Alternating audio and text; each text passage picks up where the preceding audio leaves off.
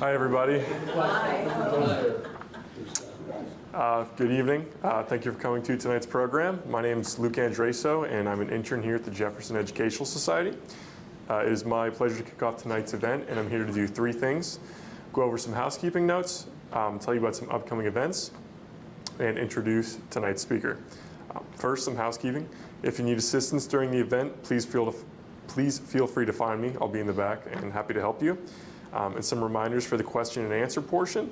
After the presentation, please raise your hand and be called on, and please project your voice as best as possible so our speaker can hear you. And please try to keep your questions brief and concise and refrain from offering lengthy statements. Now on to some upcoming events. Tomorrow at 6 p.m., Dr. Jeff Bloodworth will present the stage at the Corey Higher Education Council to present Men in Crisis, Class, Despair, and Politics, Exploring a New Series and Why It Matters. Then Wednesday at noon, Dr. Adam Bratton will be at the Jefferson Educational Society to present Exploring the Intersection of Government and Nonprofits, Where We Have Been and Where We Are Now. And finally, Thursday at 7 p.m., Tim Bruno will deliver a lecture at the Jefferson Educational Society titled Preserving Blues and Jazz in Erie, Examining the Past, Experiencing the Present, and Imagining the Future. Lastly, I'd like to introduce you to our presenter tonight. Brian Graff is a retired federal employee who moved to Erie, Pennsylvania from Washington, D.C. in 2016.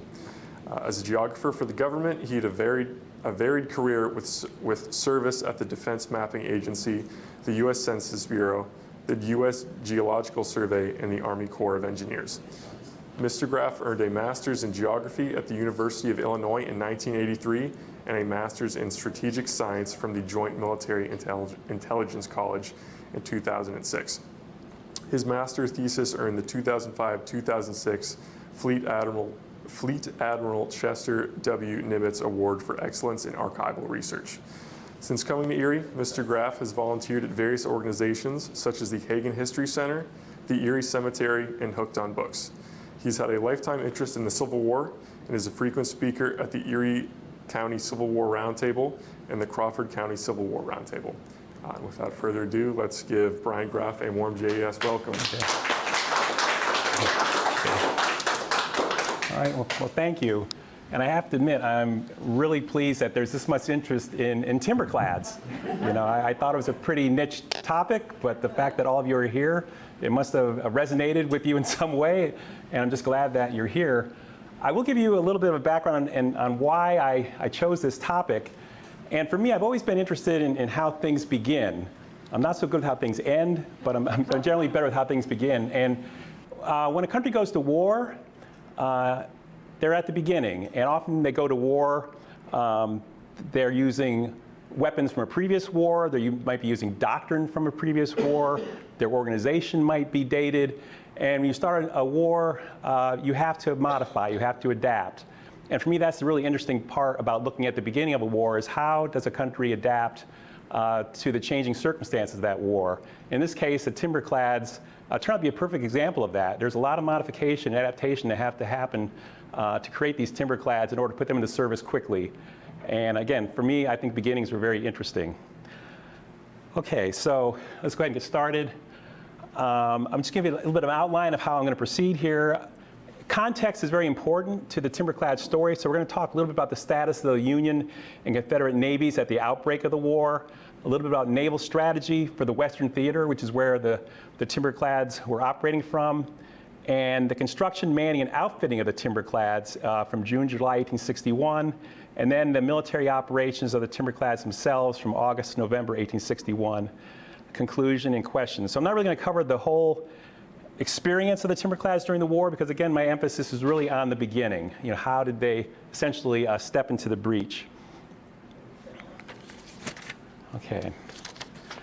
So essentially at the time of the firing on Fort Sumter in April 1861, the Confederacy had no navy. All the ships that existed were in the Union Navy. They stayed in the Union Navy. None went to the Confederacy. Also, the Confederacy did not have any naval shipyards to speak of. However, naval fortunes for the Confederacy changed for the better when they captured Norfolk, Virginia Naval Yard intact on April 21st, 1861. 1,200 heavy guns were captured and sent all over the Confederacy, and the Merrimac was later built in Norfolk but essentially the Confederacy was starting from nothing. Now, the Union Navy was small and ill-prepared. It consisted of 90 ships. Only about half of those ships were in active service, and most of them were scattered all around the world and not readily available. All the ships were wooden. There were no ironclads as yet in the Union Navy. Their method of propulsion was primarily sail or paddle wheel. There were very few ships that were screw propelled at that time. And our own USS Michigan is a good example of a Union ship at the start of the Civil War. She was built in 1843, so she's already nearly 20 years old when the war began. She was built of wood and propelled by sail and steam with paddle wheels. But more ships were needed. The Lincoln administration initiated a massive shipbuilding and ship conversion effort. 200 new warships were ordered to be built, and 418 ships were purchased for conversion into warships. So this photograph shows the EADS shipyard in St. Louis in late 1861 as they were constructing the City-class ironclad gunboats. The photo in the upper right shows the completed USS Baron de Kalb in 1862. But by the end of the war, the Union Navy was composed of 671 ships of all types. Most of them were steam-powered, and a number of them were ironclads. By 1865, the Union Navy was second only to Great Britain in number of ships, so that's quite a change in just 4 years. But as can be seen, the majority of the additional ships to the fleet were civilian ships that were converted into warships, and 3 of these ships, the Timberclads, are the topic of my talk tonight. So how would the Navy be used, especially in the West? When President Lincoln entered office, he was a novice regarding military affairs and strategy. And as the war went on, he became much more adept, but at the beginning, he relied heavily on his military advisors. And his senior military advisor was General Winfield Scott, who was a true American hero, with much of his fame coming from the war with Mexico in 1850. But in 1861, he was the commanding general of the United States Army. He was 75 years old and physically in bad condition, and there were some who thought he was outdated and past his prime. He was called Fuss and Feathers at this time in his career. But despite his appearance, he was astute and still had strategic vision. In early 1861, he saw something about the war that others did not. He saw that it could last for a long time. It was not going to be over by Christmas with the South back in the fold. Since he reasoned that the war would be lengthy, that thought affected his strategic thinking, and he developed a strategy for the long war, one that involved the Union Navy and that also involved the Mississippi River. So in May 1861, Scott's plan was essentially to strangle the South and weaken its ability to wage war. This was going to be accomplished by the use of a blockade along both the Atlantic coast and the Gulf Coast that would both deny the South the ability to export cotton and also deny the South much needed imports. Also part of the plan was to deny the use of the Mississippi River to the Confederacy by first gaining control of the upper Mississippi River Valley and then proceeding south to the Gulf of Mexico to link with the Navy blockading fleet. This plan was not universally popular, especially amongst the northern firebrands who wanted to bring the war directly to the South. This plan was too passive for them. But the term Anaconda Plan, as it became known as, was not Scott's term. It was meant as a derisive term initially. So this map was published in 1861, and it was meant to poke fun at the plan. Other men also had views on naval operations in the West. Rivermen from the West that were loyal to the Union had a lot of concerns about Union control of the Mississippi River and her tributaries. There was a fear that the Lincoln administration was not placing nearly enough emphasis on control of the western rivers. One such man was James Eads. Eads was a millionaire as well as an engineer, and he made his money on the Mississippi River. He was an established authority on the types of ships that could steam successfully on the western rivers, and he also had strategic vision. His assessment on the importance of the Mississippi River meshed nicely with General Scott's, and both assessments were put forward at about the same time. Eads came to Washington and briefed the president and his cabinet on April 29, 1861, and he also presented a written report to Gideon Welles, the new Secretary of the Navy. Now, he proposed his own plan. He proposed to create a river navy, create a campaign to first blockade and then recover the Mississippi River Valley, and establish Cairo, Illinois as the base of an amphibious force. Cairo was important since it was located on the Ohio River where it flowed into the Mississippi River and where the two rivers physically separated the pro-Union Illinois from the border states of Kentucky and Missouri. If Cairo fell to the Confederacy, that would be a major setback for the Union. From the Confederate perspective, it was a dagger aimed at the heart of the South. Most of the cabinet liked what they heard except for one man, Secretary of War Simon Cameron. He thought that the idea of gunboats was useless or impractical, and he showed no interest in the plan. In May 1861, Secretary of War Cameron refused to recognize any Navy jurisdiction over inland waterways. He was convinced that an inland river effort was not a marine enterprise. He stated that the outfitting of any Western River gunboats was Army business, as he envisioned these gunboats as a floating artillery wing. Secretary of Navy Gideon Welles did not object to the Navy's jurisdiction in the West. Welles had his hands full trying to build up the coastal Blue Water Navy, and he was not prepared to come up with a comprehensive amphibious warfare scheme. If the Army wanted to take this on, he thought so much the better. Major General George B. McClellan was in command of the Department of Ohio, and in May 1861, this department consisted of troops from Ohio, Indiana, and Illinois, and the headquarters was in Cincinnati, Ohio. As commander of this department, he was responsible for developing a Union naval presence in the West. Again, at this point in the war, naval ships and operations were totally under the purview of the Army in the West. In early May 1861, he recommended to General Scott the construction of 3 gunboats to support federal troops at Cairo, Illinois. This request follows exactly what Eads had proposed to the Lincoln Cabinet in April. But he was no expert in naval affairs and needed some naval support. The Secretary of War of the Navy, Secretary of War asked the Secretary of the Navy to provide an officer to assist McClellan in arming the vessels the Army was procuring. So on May 16, 1861, Secretary of Navy Gideon Welles ordered Commander John Rogers to report to General McClellan in Cincinnati. Commander Rogers was a very popular officer. Junior officers and sailors had a great deal of respect for him. His junior officers appreciated that he took them into his confidence and explained why he was giving orders he was giving. He was very good about delegating. He was not a self-promoter. His orders were, quote, to establish a naval armament on the Mississippi and Ohio rivers, or either of them, with the view of blockading or indicting communication and interchanges with the states that are in insurrection. Since the interior waterways are under the Army's control, the Army was to provide whatever Rogers needed, save for guns and men. And although operating under the Army, Rogers would nevertheless report to the Navy Department. So the naval force that General McClellan and Rogers began would eventually become the Mississippi River Squadron under the command of Admiral Andrew Foote and David Porter from 1862 to 1864. Now here we go, actually, into the Timberclads. McClellan wanted more than just advice from Rogers. He wanted him to actually procure civilian boats that could be converted into gunboats quickly. So in June 1861, Rogers purchased 3 side paddlewheelers for a total of $62,000.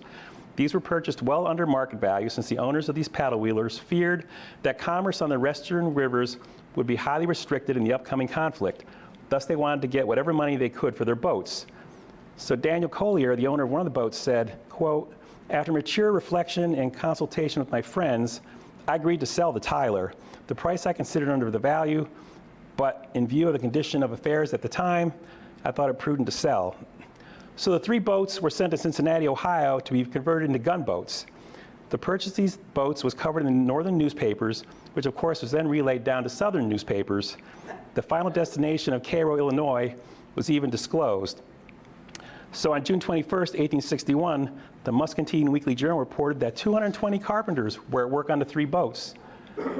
So this is like, this is massive security breach, intelligence breakdown. Everything was being reported as these Timberclads were being built.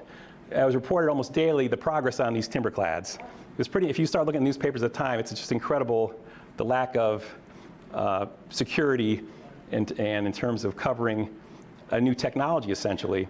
So how were the steamboats converted into gunboats? The upper works were removed. Boilers and engines were moved below the waterline. The deck was reinforced to accommodate heavy cannons. Side guards were removed and replaced with wooden bulkheads 8 feet high, and the sides were reinforced with 5 inches of oak. This would not protect the men from artillery fire, but would protect them from small arms fire. So, as said before, these 3 boats were not sheathed in iron, but rather reinforced with wood bulkheads, thus earning the name Timberclads. These were the only 3 ever produced, and they were done so in order to get at least 3 gunboats operational quickly in the Cairo area. The 3 Timberclads were named the Tyler, Lexington, and Conestoga. So what is shown here is an 1861 engraving of the 3 gunboats from Frank Leslie's illustrated Again, 1861, so the rebels know what these boats look like, that they're coming, they're in Cincinnati, there they are. So in late 1861, oops, sorry. Well, I got to go back. I really went ahead here, didn't I? Yes. Oh my goodness. Okay.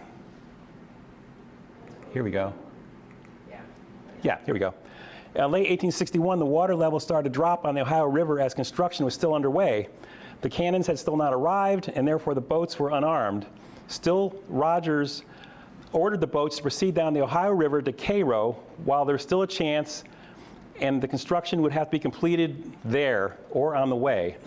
This trip would be a distance of roughly 350 miles. So this map sort of shows where the ships are in Cincinnati and how they have to get to Cairo, essentially just going down the Ohio River with Ohio, Indiana, and Illinois on the northern side, and essentially Kentucky on the southern side of the Ohio River, which is a border state. It's not in the Confederacy, but there's a lot of Confederate sympathizers in Kentucky, so coming down the Ohio River during this period is going to present some challenges.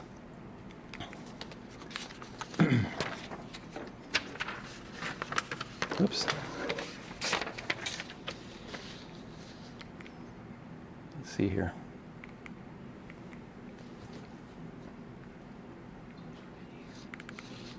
Okay. On June 24th, 1861, the three Timberclads left Cincinnati. They were captained by their original civilian skippers. The naval officers that would command them had not yet arrived. So this is really a makeshift force, toothless and without any military leadership. In addition, the Tyler was not under its own power. It was being towed by the tug Champion. So again, it's sort of a makeshift fleet heading down the Ohio River. On June 25th, the boats reached Louisville, Kentucky, roughly 100 miles distant. So they went a little less than a third of the way in roughly 24 hours.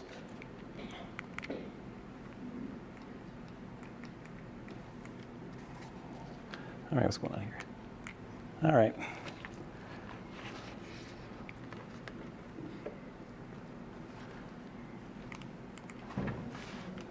Okay.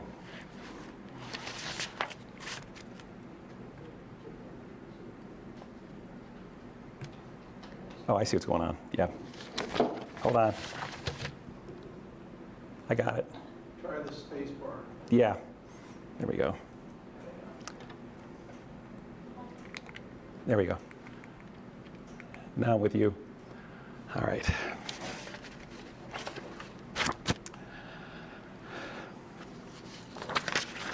So there were still, yeah, I go to the next one. There we go. Sorry about all that. There were still 250 miles to go, and at Louisville, the luck of the Timberclads changed for the worst. There were many sandbars and shoals in the Ohio River at Louisville, and a canal had been constructed to get the ships through. This was the Louisville and Portland Canal.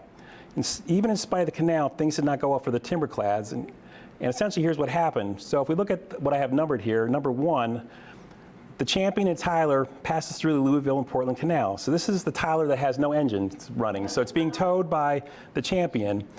So on its way out, it runs aground. Tyler runs aground on Sand Island. That's number 2. Then the Tyler is freed from Sand Island, and the Lexington and Conestoga go through the canal. That's number 3. Conestoga is leaking badly and puts in at Portland dry dock for repairs. Tyler and Lexington stand by. And finally, a naval officer arrives. Lieutenant Seth Phelps arrives to find all 3 boats at Portland. And he tries to dredge a path through the Portland sandbar and fails. And so now all 3 boats are stranded in Louisville. Again, they're still trying to get to Cairo. So Lieutenant Phelps was one of the junior officers that was sent by Gideon Wells to assist Rogers in commissioning and commanding the Timberclads. He was 37 years old. He'd been serving in the Navy since 1841 when he was appointed a midshipman. He primarily served in the Atlantic and was with the squadron that laid the transatlantic cable from the U.S. to the U.K. He later became one of the most significant officers in what was become the Western Flotilla Mississippi Squadron, but for now he was a lowly lieutenant. He would eventually serve as the first captain of the USS Conestoga. When Phelps arrived in Cincinnati, Rogers sent him to Louisville to expedite getting the Timberclads to Cairo. Again, he arrived on June 30th. So here's a picture of him as a midshipman, and I couldn't really find any pictures of him any later. So there they are, Portland, just outside Louisville. Phelps and Rogers had no idea how long the boats would be stranded in Portland. Phelps could not get the locals to give him any estimate for how long the river would stay low. Some of them were definitely aligned with Confederates.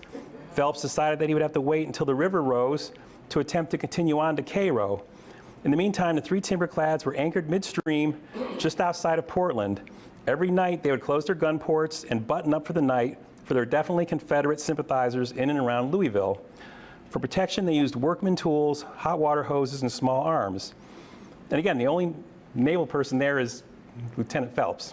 The rest of these are contractors, workers that are still working on the Timberclads. So they worked on the Timberclads for the next 3 weeks. During that time, Phelps went back and forth between Portland and Cincinnati.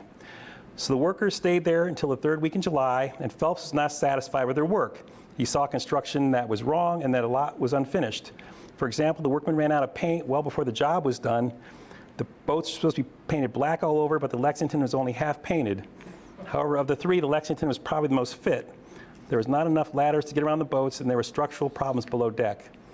Another problem that would appear months later is that the wood used to sheath the Timberclads was composed primarily of green timber. So in just a few months, much of the wood shrunk, opening large seams. So extensive caulking would have to be performed in the fall of 1861. And that's just the beginning of their problems. Efforts to man the crews were difficult. In July 1861, there was a shortage of officers and men to send to the West. Most men were being retrained to fill berths in the coastal Navy.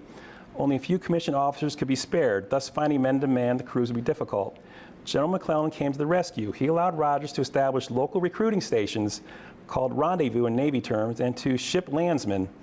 McClellan's only request is that these men be paid the equivalent of men on ocean-going ships. Recruiting stations were set up in Cincinnati and Louisville. However, recruitment at these 2 sites was poor. The Navy was competing with recruitment efforts from the Army, and there was also the issue of rebel sympathizers, especially in Louisville. In addition, potential enlistees saw service on the Timberclads as life-threatening, I'll say. The oak-covered Timberclads could withstand small arms fire, but would still be highly vulnerable to cannon fire. Years later, one of the Timberclad officers admitted that they saw the service on gunboats will be exceedingly dangerous. What men they did get were of poor quality. Many failed physical exams. Once a surgeon was retained to give exams, they were also extremely undisciplined. By the end of July, through a lot of effort, enough men were enlisted to give each boat about half its complement. And how large were the crews in the Timberclads? Rogers had designated the crew size for the Tyler to be 67. He wanted the men for the 3 boats combined to be 198.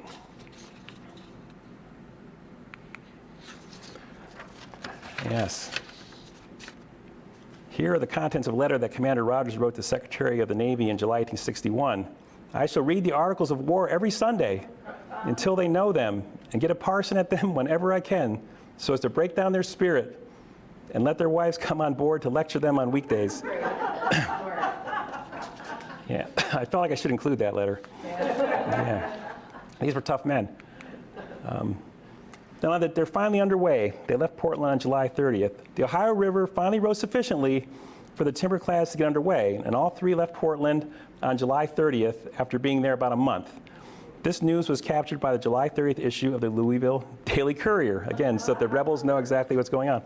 However, if you thought they were going straight through to Cairo, you would be mistaken. They went downriver about 2 miles and then stopped at the major Indiana port of New Albany. Why New Albany? This is where the great guns had been delivered that were to be mounted on the Timberclads. 10 8-inch Dahlgrens and 7 32-pounders. Over the next 3 days, the guns were mounted and finally the boats were armed. However, that does not mean they were ready for combat. The crews had not yet been trained on how to fire them, so still these boats were essentially toothless. And now that the boats are finally outfitted with heavy ordnance, let's just look at each boat individually. The Tyler was the oldest of the boats. She was built in Cincinnati in 1857. She'd already sunk once and been salvaged in 1860. Her name was changed to, well, her original name was A.O. Tyler, but they changed it to Tyler after she was purchased. She was the heaviest of the Timberclads. She was also the largest with a length of 180 feet and a 45-foot beam. She had 2 engines and 4 boilers. Her fastest speed was 8 knots, so she was just slightly faster than the Lexington, and her chimneys were in the center of the boat. And here's another picture of the Tyler during the Civil War with the crew's laundry hung up to dry. Yeah. So that's an action shot. And here's another picture of the Tyler tied up for repairs on the Mississippi River sometime during the Civil War. Planking's been removed from the side of her port paddle box due to repairs. Hey, Brian, Yeah. how many guns did she carry? Let me see. I think that one had the, let me see. You're talking about the Tyler? Let's see. You know, I didn't actually write that down, which ones had which. 10, 232 and 8-ish. Yeah, but I'm not sure which ship had which armament. That's what's got it. Yeah. Yes. Oh, sorry, I didn't tell you earlier, but if you need water, there's one of those, so take that. Oh, thanks. Yeah, I think, yeah, that's a good idea. Thank you. Yeah. Let me see here.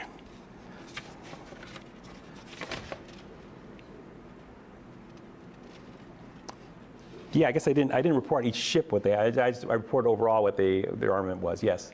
Okay, so if the Tyler was carrying 10,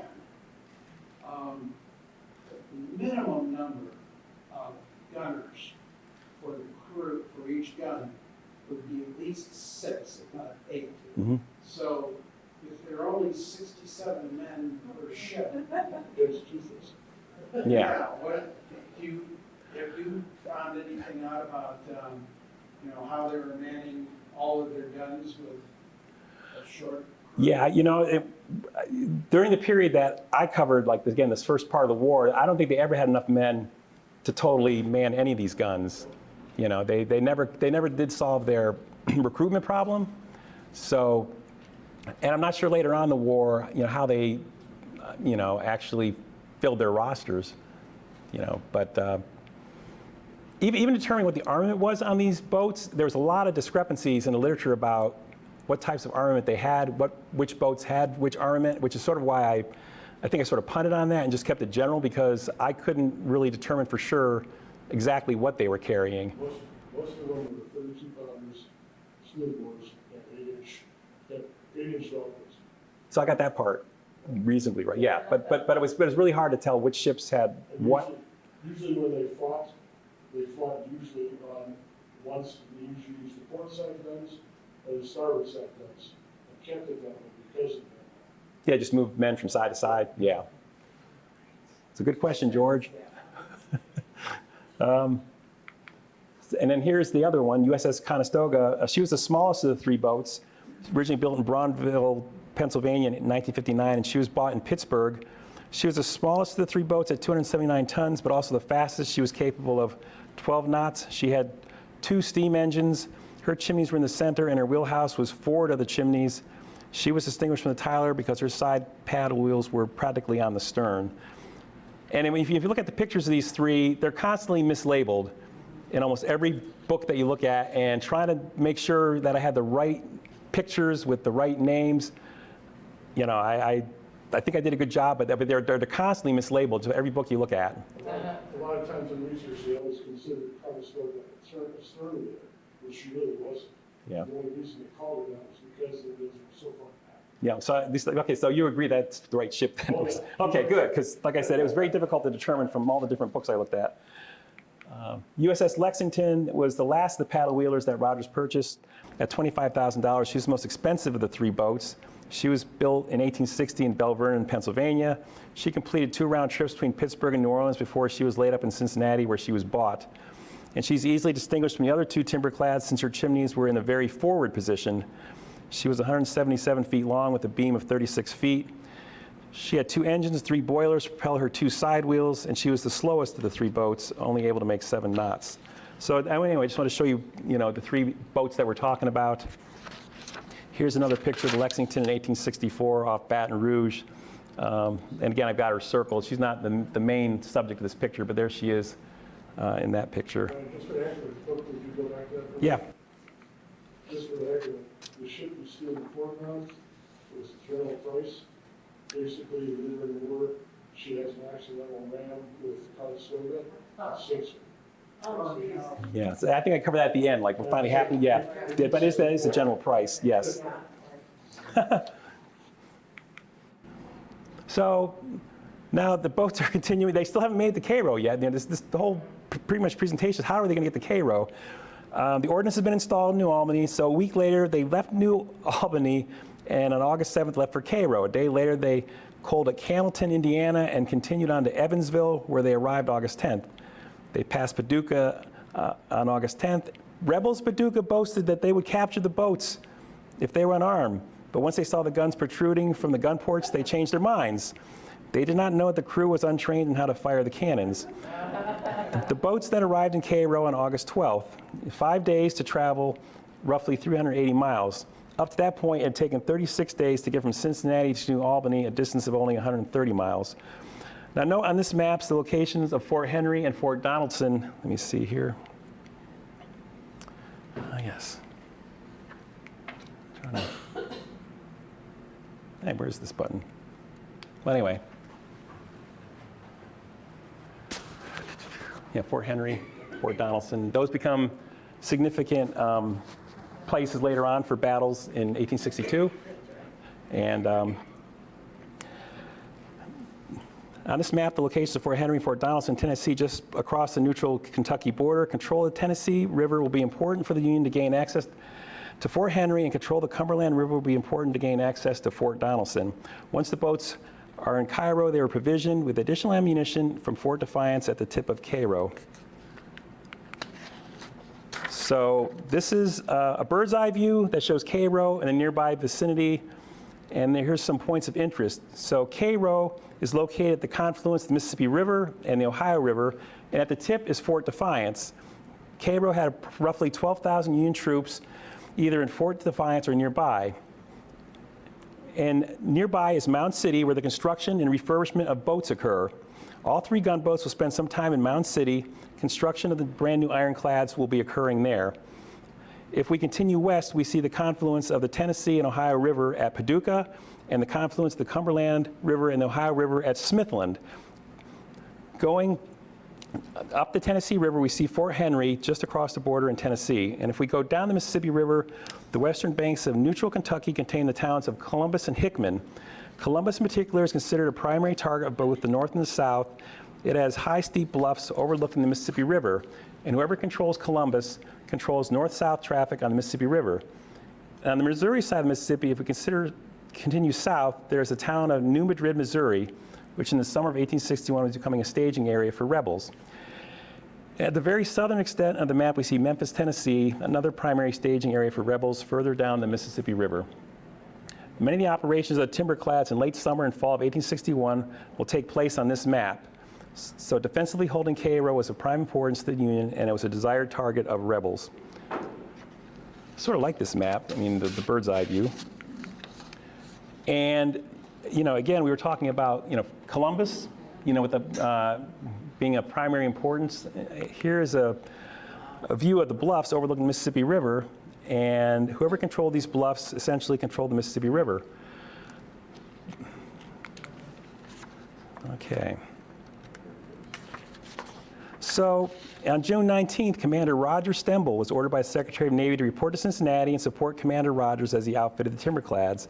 He was a midshipman in 1830 and served on many ships prior to the Civil War, and he was promoted to commander in 1861.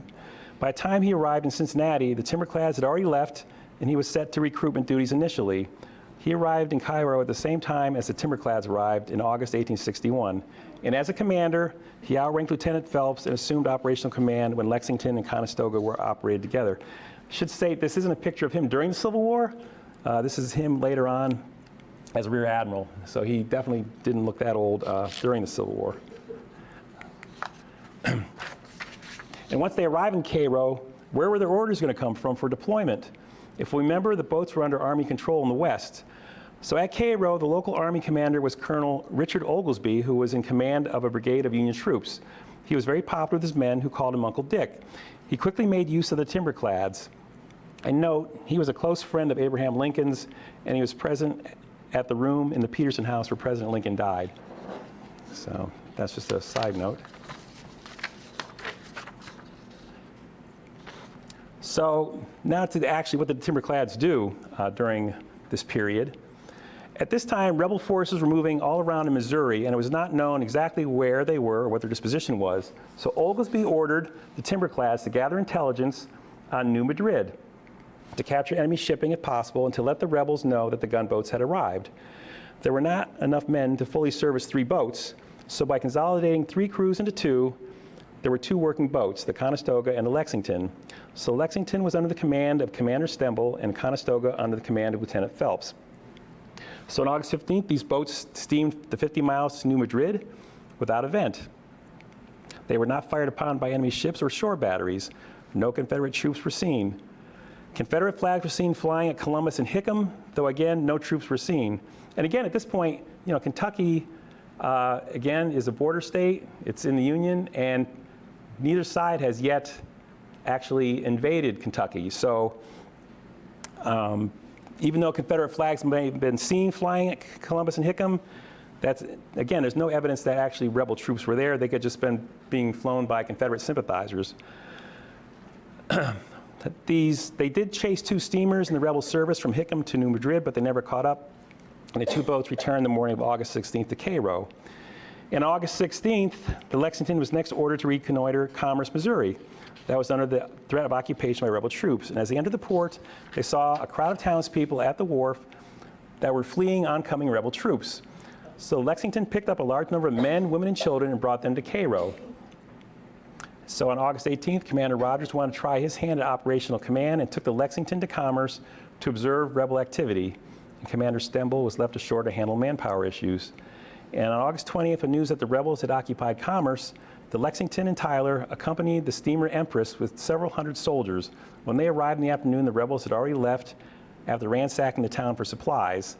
And the Tyler received small arms fire late in the day, but drove the rebels off after firing a few shells, and both returned to Cairo.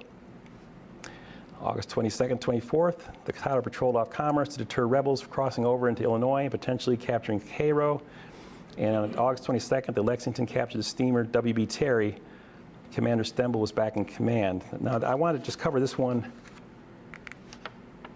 Ooh. All right. The dreaded blue screen. Yeah. There we go. All right. Okay, the W.B. Terry affair. Kentucky's neutrality still allowed steamers to trade back and forth between Kentucky and northern ports and southern ports, but no contraband was allowed. Still, steamers were used as a source of intelligence for both sides. And definitely there was arms smuggling occurring, particularly by rebel-leaning owners or captains.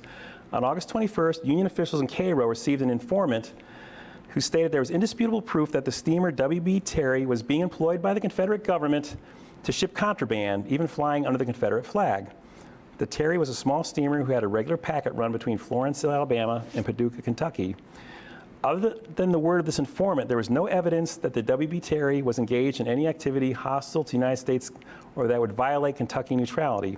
Still, Colonel Oglesby decided he had enough information to warrant investigation. So on the evening of August 21st, Oglesby and the informant took a small boat to the anchored Lexington, and Colonel Oglesby had the informant brief Commander Stemble on the activities of the Terry, and then Oglesby ordered the Lexington to seize the steamer. So a little after midnight, the Lexington left Cairo and steamed the 40 miles to Paducah, and at 7 a.m. in the morning, she reached Paducah. Commander Stemble decided to first pass by the Terry to make sure that he had the right boat and to also scout out the local scene. He had the informant with him, and he identified the boat. He continued on past the Terry and then went a short distance up the Mississippi River. Satisfied there was no surprises down the Tennessee River, he turned back and steamed back to Paducah. The officers and crew of the Terry saw the black Lexington bearing down on her, and they jumped ship immediately with only the shirts on their backs. But the Lexington pulled up alongside of the W.P. Terry, cut her loose, and made her fast alongside and steamed back to Cairo. The boarding was accomplished quickly with no gunfire, and by noon the Lexington was anchored back in Cairo and then turned the Terry over to the Army.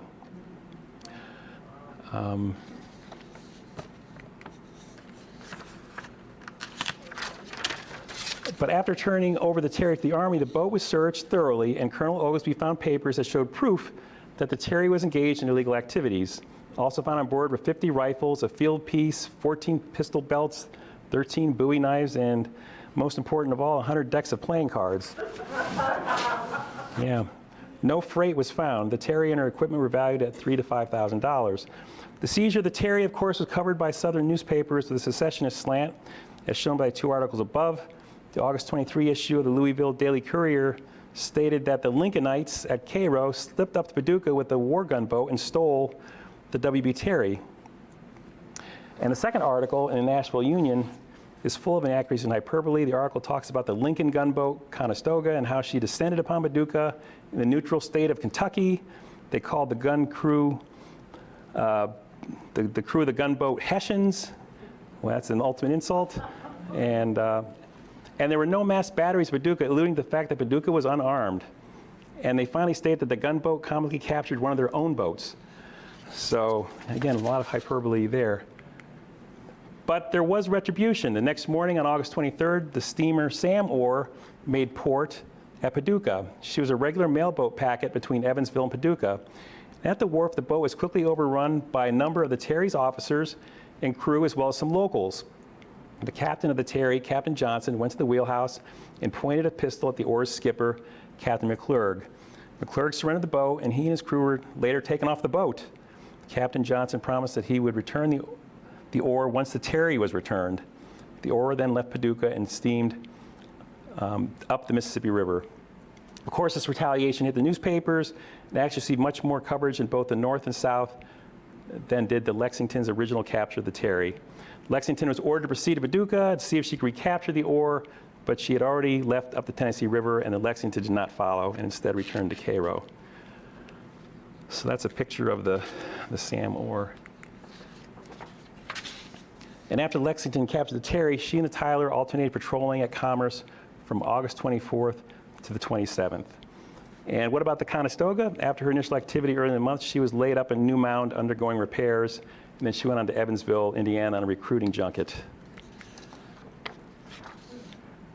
So, as always happens in war, there's changes in command and there's ripple effects. So Commander Rogers had an excellent working relationship with General McClellan. This ended when McClellan was sent east to take command of the Army of the Potomac in early July. In July 1861, Major John Fremont was placed in command. Major General John Fremont was placed in command of the Federal Western Department, and immediately Rogers and Fremont did not get along. In addition to commanding the Timberclads squadron, Rogers was also working closely with James Eads to construct brand new ironclad river gunboats. These boats were being constructed in St. Louis and New Mound. Fremont felt that Rogers was spending too much time on the Timberclad squadron affairs and not enough time overseeing the constructions of the Eads ironclads. So on August 9th, Fremont asked the Navy to replace Rogers with a more senior officer. And Fremont felt that a more senior officer than a commander should be on hand as the new ironclads came online. So Gideon Wells honored this request and decided to send Captain Andrew Hull Foote west. Rogers was informed on August 30th that he's being replaced. And as it turns out, Foote will be an excellent commander and will work well with General Fremont. Later, Fremont also realized he had misjudged Commander Rogers and asked him to stay on and support Foote in the construction of the ironclads. Rogers declined the offer and asked Gideon Wells to transfer him to a sea command. And so ended the short period of Commander Rogers as commander of the Timberclad squadron. He had done much to get her operational, but those days were soon over. And for the time being, he continued to assist with the construction of the new ironclads. And Major General Fremont ordered Brigadier General Grant to assume command of the new district of Southeast Missouri. And Grant's headquarters would be in Cairo, and he was essentially replacing Colonel Oglesby. And the Timberclads would fall under his command for the most part. That is a good move. So in August, these again, we're going to go over a little bit, what were these these Timberclads actually doing? So in August, the operations of the Timberclads were small-scale flag showing or town guarding missions, and that changed in September. The Conestoga, which had been on a recruiting junket in Evansville, at the end of August, returned to Cairo on September 1st, and Phelps had recruited 50 men. Confederate forces captured Columbus and Hickam on September 3rd. This is important, thus violating Kentucky neutrality. Some felt that Lexington's capture of the WB Terry provoked the rebels to invade Kentucky. This invasion saved Fremont the blunder of invading Kentucky first, thereby violating its neutrality and potentially resulting in Kentucky favoring the Confederates. Grant did not know this at the time. It was only reported to him the next day when the Lexington and Tyler did a reconnaissance south.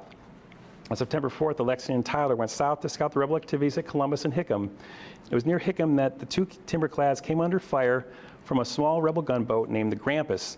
Now, she was a stern wheeler with a single 6-pounder on her bow, so she was definitely not armed as strongly as the Lexington and Tyler. The Grampus quickly turned around and headed south towards New Madrid.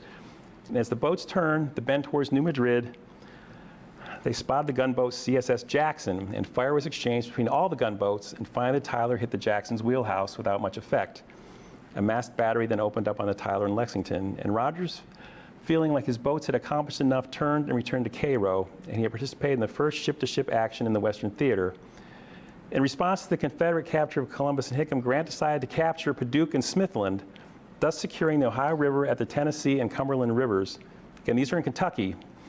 And again, he's responding to the capture of Columbus, by the Confederates. So Grant decides to capture Paducah and Smithland.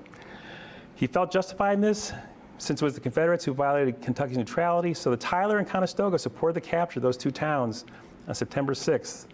Lexington stayed behind to guard Cairo. There was no resistance by Paducah. The rebels had not arrived yet. Captain Foote replaced Commander Rogers at Paducah and assumed command of the squadron in a Tyler. And once Paducah and Smithland were secure, Conestoga under Lieutenant Phelps was sent to perform reconnaissance up the Tennessee River, and she captured the steamer Jefferson and then later captured the steamers John Galt and Tradewater Belle on the Cumberland River. And all were carrying contraband. And here's just a drawing or an etching of the Confederate gunboat Grampus. Now, she was not a timberclad, just a paddle wheeler with a single cannon. And she was a nuisance, and again, would be no match in toe-to-toe battle with the Timberclads, but that's what she looked like. And so in September, next came a series of coordinated land and water reconnaissance missions down the Mississippi. The Northern infantry gained experience of maneuver and marching, while the gunboats gained a lot of experience about the river and the location of enemies' heavy guns. And again, this is sort of showing the coordination between the Army with General Grant and these Timberclads. I mean, General Grant definitely appreciated what the Timberclads could bring to the table. So on the morning of September 7th, General Grant asked Stemble to make a reconnaissance down the Mississippi to see what was going on around Columbus. And Commander Stemble took Colonel Wagner, an artillery officer, and some troops with him. And as the Lexington approached Columbus, Wagner asked Stemble to throw some shells into the bend, as he suspected the Grampus and the Jackson were lying beyond the bend. This was done, and out approached the Grampus and the Jackson. Not wanting an engagement this time, the Lexington turned, headed to Cairo, and reported what they had seen at Columbus, about 2,000 rebels and 6 cannons. On September 8th and 9th, Lexington and Conestoga supported Union occupation of Norfolk, Missouri, and later they supported Union troops on a reconnaissance towards Belmont. Both gunboats proceeded several miles ahead to scout the enemy. Rebels opened fire on the gunboats with 15 pieces of artillery, and over 150 shots were fired at them, but none hit, and many were close. Phelps wrote, "They passed between our chimneys, over our bow and stern, fore and aft, but not actually aboard." The gunboats returned upstream and returned fire, and they engaged the Grampus and Jackson again, this time getting 2 hits on the Jackson, driving her out of combat. And this just keeps going on and on. Like this whole little area that we keep showing over and over again on these maps, this was essentially just the area of operations for these Timberclads. They didn't go far. They really pretty much stuck to the locations on these maps. And later in September, we see the Timberclads are doing much of the same. Another reconnaissance of Norfolk with Tyler escorting Union troops, and more skirmishing with Grampus. Tyler and Lexington escort Union troops on an expedition on the Kentucky side of the Mississippi River and get within 4 miles of Columbus. On September 22nd, the Tyler is in dry dock, and every month it seems like one of the Timberclads is having maintenance. On September 23rd, General Grant ordered Lexington under the command of Captain Foote and the steamer B to proceed to Owensboro, Kentucky. Reports had been received that rebels had captured Owensboro and were threatening to cut off the Ohio River at the point. The B was accompanying the Lexington since water levels were low and she may need help getting off sandbars if she got stuck. This was fortunate since the Lexington did get grounded twice and had to be pulled off. When Lexington arrived on September 25th, there were no rebel troops in Owensboro, so there was no battle at all. And all that remained was for Foote to go ashore and talk to the locals, many of whom were Confederate sympathizers. The Conestoga arrived a few days later and stayed for a few days to ensure that no rebel activity occurred. All right. On September 29th, with the Ohio River dropping rapidly, the Conestoga ran aground at Evansville, and it took her 2 days to get back to Cairo. All right.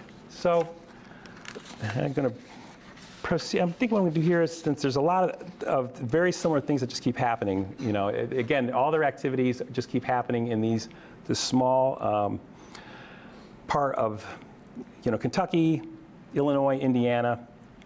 And I think I'm just going to, given the time that we have here, I'm just going to go ahead and get to the wrap-up, because there is a lot of this, and I apologize. I went into way too much detail, and I apologize for that. So let me just continue on here.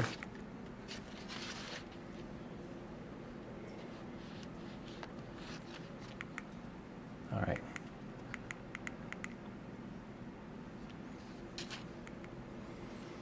Yes. So I just want to wrap up here with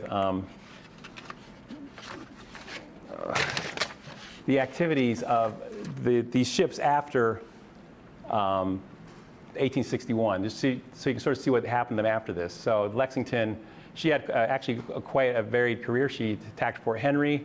She was at the Battle of Shiloh.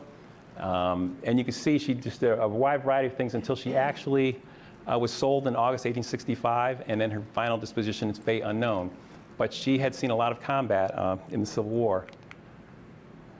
And the same thing with the Tyler. These ships were vitally important at the beginning of the war, but they continued to be used even though there was now ironclads in existence. They still supported the ironclads. And again, her final disposition is fate unknown. And probably the most famous use of the Tyler and the Lexington, the Timberclads, occurred at the Battle of Shiloh. Late on the evening of April 6, 1862, when the Federals were being pushed back towards the Tennessee River, and it looked like they might get driven into the river, two Timberclads showed up, Tyler and Lexington, and they started lobbing shells into the Confederates right as they were making their final push at the end of the day. And they spent the whole night, lobbing shells in that general area. And then the next day, the Federals won this battle. But the Tyler and the Lexington, showed up and provided some much-needed support during this battle. And here's pictures or etches of the Tyler and Lexington at Shiloh, doing this duty. And Grant says, at a late hour in the afternoon, a desperate effort was made by the enemy to turn our left and get possession of the landing. Transports, etc. At this point was guarded by the gunboats Tyler and Lexington. And this repulsed the Confederates, much is due to the presence of the gunboats Tyler and Lexington and their able captains, or able commanders, Captains Gwynn and Shirk. I should state, Captain Shirk, he's an Erie person. Okay. Yeah, the Shirk family. He was a naval officer, James Shirk, I think it is, and he spent his whole career in the Civil War in these gunboats, and I think he spent quite a bit of time on Timberclads. But anyway, he's an Erie local. But again, that's what General Grant thought about the impact of the Timberclads at Shiloh. So, all right, here's the Conestoga. I separated this because we were talking about the Tyler and the Lexington. Again, a very similar career to the Tyler and the Lexington, except, as you said, she was sunk in a collision with the General Price on her way to join the expedition up the Red River. So she actually, wasn't sold, and her fate was not known. If you can believe it, there's actually the book called The Timberclads in the Civil War. Wow. The Lexington, Conestoga, and Tyler on the Western Waters. This book is huge. It's hundreds of pages. It's way more detailed than you would ever know, and that's probably why I got too sucked into the weeds, because he reported every single day, every action of these ships or these boats. But it's an excellent book if you really want to understand, what it was like essentially at Cairo during this period, when the Navy had a very limited presence, in that area, and how these three boats had to sort of hold the line. And you saw the variety of duties they had to perform, a lot of variety to the types of things they had to do under very adverse conditions in terms of, again, lack of manpower. The boats themselves were coming apart, things like that. So, are there any questions? So again, sorry I got too into the weeds. Sure, I'll throw one out. Okay. Did any of the three ever sustain any significant battle damage? I think Well, certainly the one that was rammed, but I mean, they participated in the Fort Donaldson campaign, and a lot of the boats there took damage, and they took some pretty heavy damage there. Yeah. One of the things was basically once the Confederates captured Columbus prior to Fort Donaldson and Fort Henry, once Fort Henry and Fort Donaldson were captured by the Navy Army combined, Columbus was basically considered Gibraltar of the Mississippi, and a lot of the actions why the Timberclads were on the Ohio and that was because once the Confederates captured Columbus, it was a lot harder to pass the guns at Columbus and Belmont. There was also a Confederate encampment at Belmont also. Once Fort Henry and Fort Donaldson were captured, they stripped the guns from Columbus and basically put them on island number 10, which was going to be the next confrontation for the Timberclads on the Mississippi. So it's quite interesting. Yeah, and I think, what was interesting is that they ended up, in a lot of naval encounters working alongside ironclads. They were, it's not like they were kept out or separated. They were right in the same battle line with them, taking the same chances, even though they just had the timber sheathing. So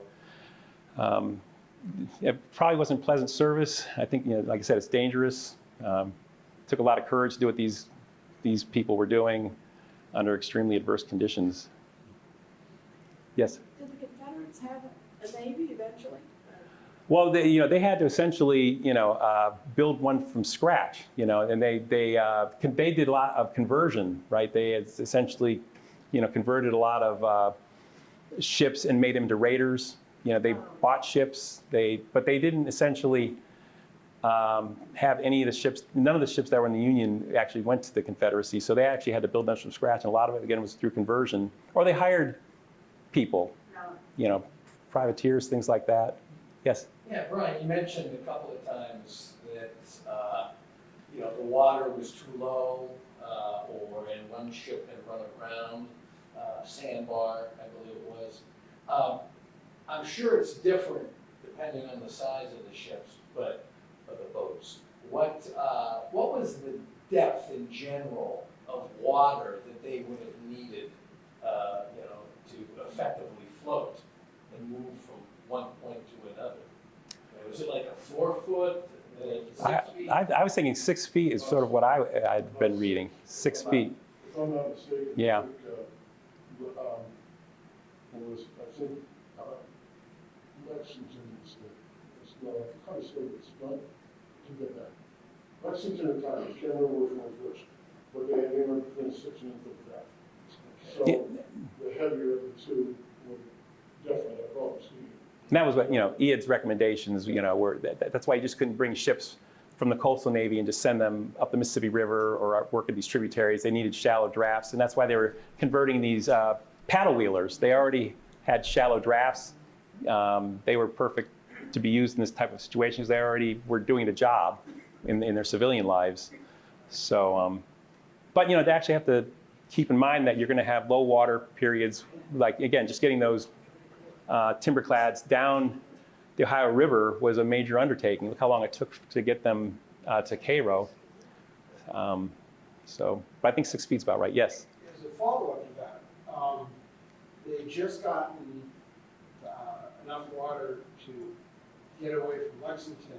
They went downstream a few miles, and they loaded on guns, which would have be worse.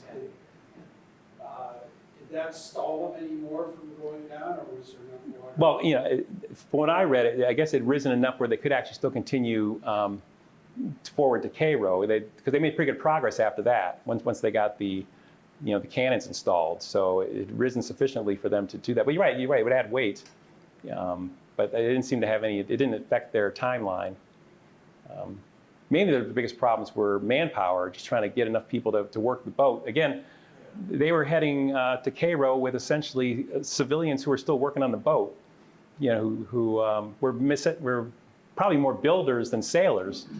They had to be trained up. And when they did the recruiting operations, they were essentially bringing on what they called landsmen, which is like the lowest type of person you can get on a boat. They had to be trained up. So they had massive problems with the crews.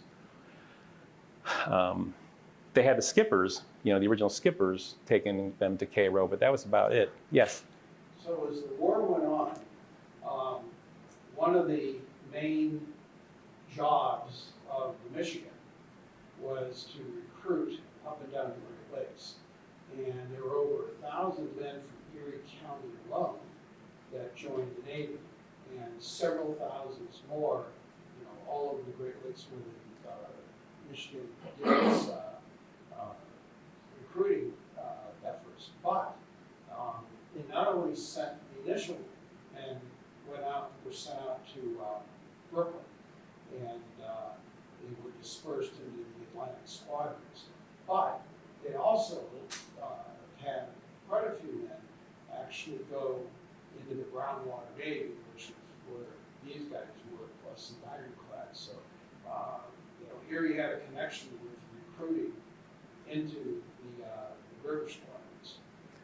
There's a number of Erieites who ended up serving in the Brown Navy. And I'm doing some genealogical research at the Erie Cemetery, and we found a few of them who, actually served in the Brown River Navy. So you're right, they didn't end up down there. We tend not to think about that, though, right? We tend to think about the blockade, and not these smaller gunboats, that kind of thing.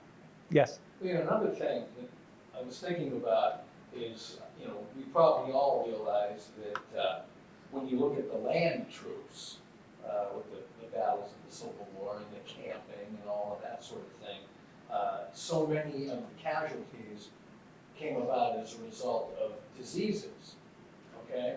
And I'm wondering what the percentage of, obviously there'd be a lot less, because there were a lot less people on boats than there were fighting on land. What the percentage was. Did they take a significant hit in manpower, which already seemed to be a problem from the beginning? Did they seem to suffer from similar diseases, or the fact that they were out more, in the air more, maybe separated more? Were they a little more immune to that?